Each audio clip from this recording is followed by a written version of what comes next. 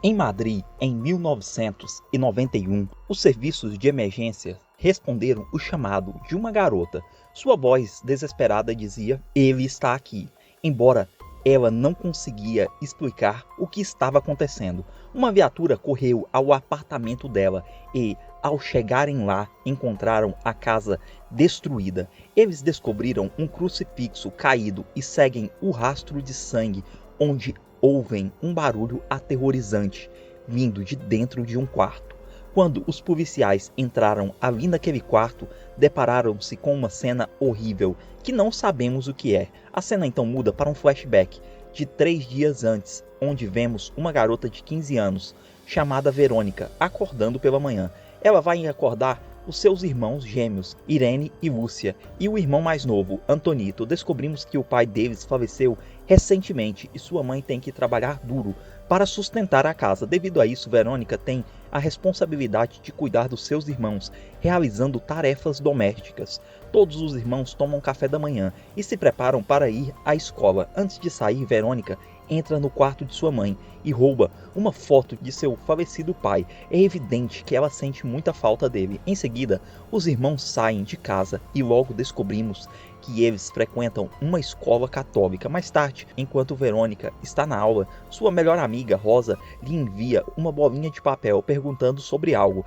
e as duas parecem empolgadas. Enquanto isso, a professora está dando uma breve aula sobre eclipses. Ela explica como algumas culturas antigas usam eclipses para realizar sacrifícios humanos e invocar espíritos sombrios. Após a aula, a professora e os alunos sobem ao terraço para testemunhar um eclipse solar. Enquanto isso, Verônica encontra com Rosa, que diz que convidou outra garota chamada Diana. Verônica fica chateada por ela ter envolvido mais alguém sem pedir a sua permissão, mas Rosa explica que Diana perdeu recentemente um namorado em um acidente de moto e quer falar com ele. As 3 garotas então se dirigem secretamente ao porão da escola. Nesse momento descobrimos que elas estão planejando realizar uma sessão espírita usando um tabuleiro, pois Verônica quer falar com seu pai falecido. Rosa menciona que elas precisam de um item pessoal da pessoa que desejam contatar. Então Verônica trouxe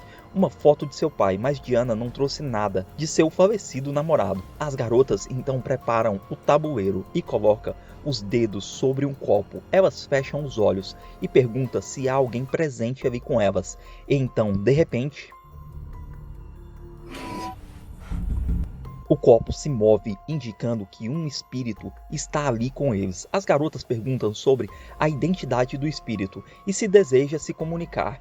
Elas então perguntam especificamente se o espírito é o pai de Verônica, mas o copo apenas se move de maneira descontrolada. As garotas fazem novamente a mesma pergunta e o espírito responde movendo o copo em direção ao símbolo do sol que tem ali no tabuleiro. Durante isso, Rosa e Diana retiram os dedos porque eles começaram a queimar, mas Verônica continua segurando o copo. Ele começa a se mover e suas amigas ficam assustadas e perguntam o que está acontecendo. Nesse momento, a lua começa a passar na frente do sol e o copo se quebra. O dedo indicador de Verônica começa a sangrar no símbolo do sol e as velas também caem, fazendo com que as garotas apaguem as chamas rapidamente. Momentos depois, quando Diana e Rosa acendem a lanterna, veem o tabuleiro no chão quebrado e Verônica também está no chão, porém inconsciente. Diana corre para buscar ajuda, enquanto Rosa percebe os lábios de Verônica se movendo. Rosa fica aterrorizada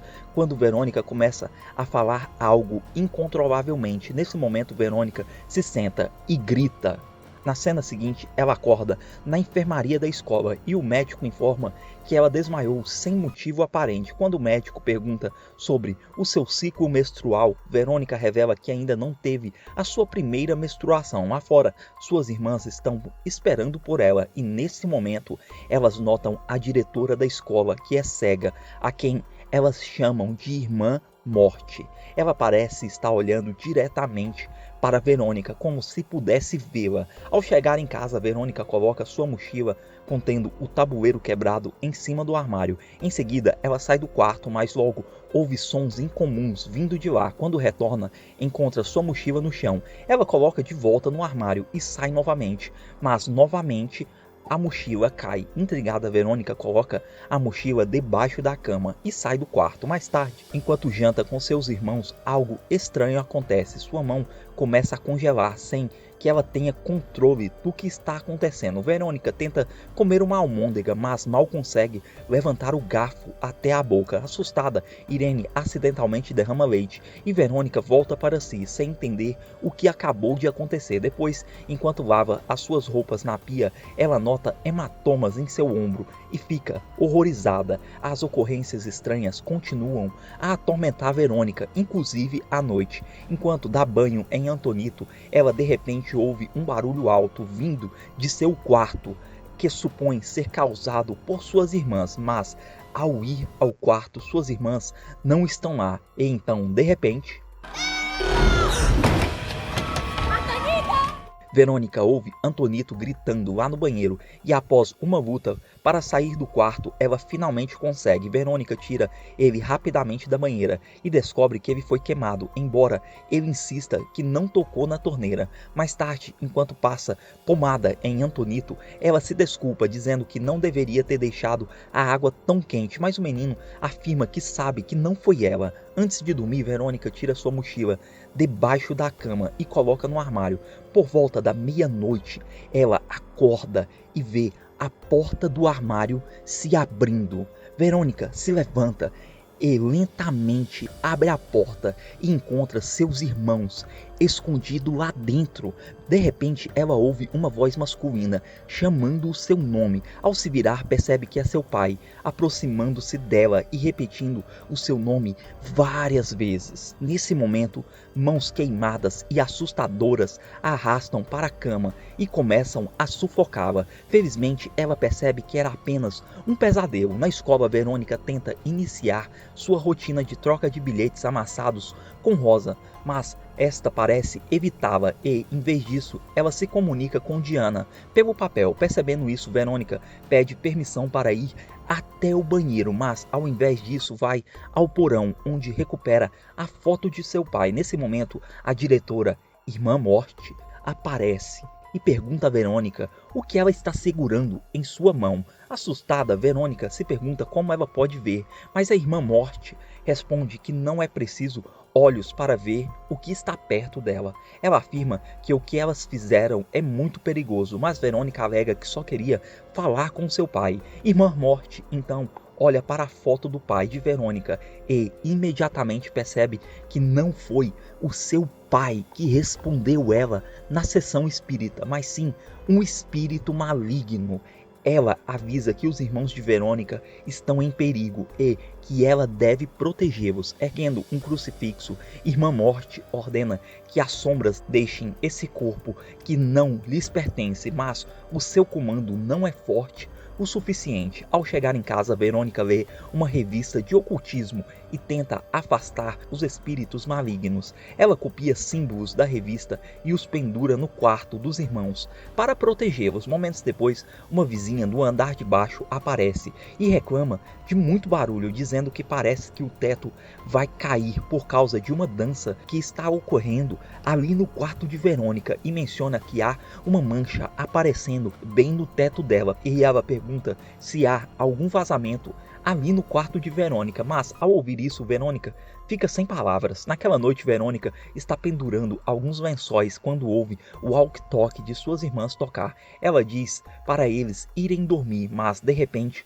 uma voz baixa diz que ela deve ajudar os seus irmãos, pois foi ela que invocou esse demônio. Nesse instante, Verônica vê uma figura entrar no quarto de suas irmãs e corre para verificar, mas ao chegar lá, percebe que elas estão dormindo em suas camas. Quando Verônica tenta sair, ela vê de repente uma figura sombria na parede e nota que o desenho do símbolo de proteção que havia pendurado ali está queimado. Então, uma mão aterrorizante aparece e começa a estrangular a sua irmã. Quando o diabo desaparece, suas irmãs presumem que foi Verônica quem estava sufocando uma das irmãs. Após o incidente, Verônica diz aos irmãos que há alguém que eles não podem ver e que todos devem dormir juntos para sua própria segurança. Um tempo depois, um barulho acorda ela e ela percebe uma sombra atrás do vidro da porta.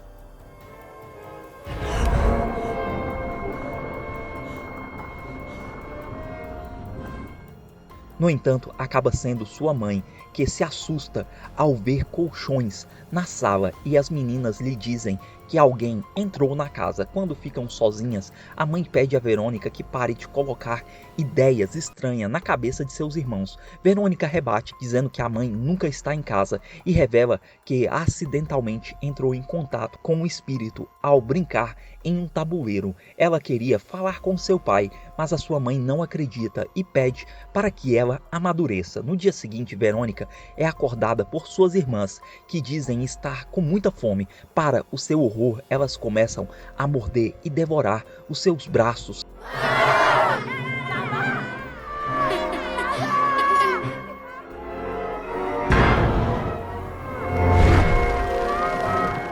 No segundo seguinte, Verônica acorda de um pesadelo e percebe que havia sangue na cama e em suas roupas, um sinal claro que teve a sua primeira menstruação. Naquela tarde, ao limpar o seu colchão, ela vira e vê uma estranha mancha por baixo, que parece uma marca de queimadura. Ela então vai ao quarto de Antonito e o encontra com um livro. Quando ela pergunta o que ele está fazendo, já que não sabe ler, o menino esclarece que o pai vem todas as noites e lê esse livro para ele. Assustada, Verônica diz ao irmão que, se o pai voltar, ele deve tampar os ouvidos e gritar o nome de Verônica. Ela levanta o colchão de Antonito e encontra a mesma marca de queimadura em forma de um ser humano. Verificando também os colchões de sua irmã, ela encontra o mesmo padrão. Frustrada, Verônica vai até o porão da escola e procura respostas com a irmã morte. A diretora finalmente revela que intencionalmente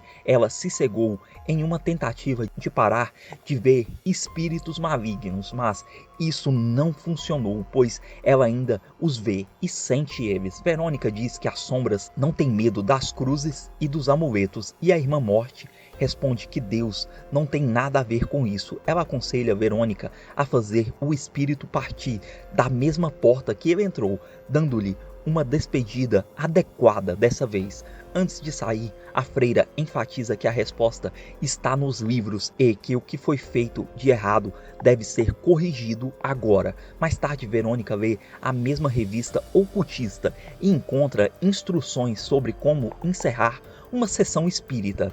Eles devem se despedir adequadamente do espírito.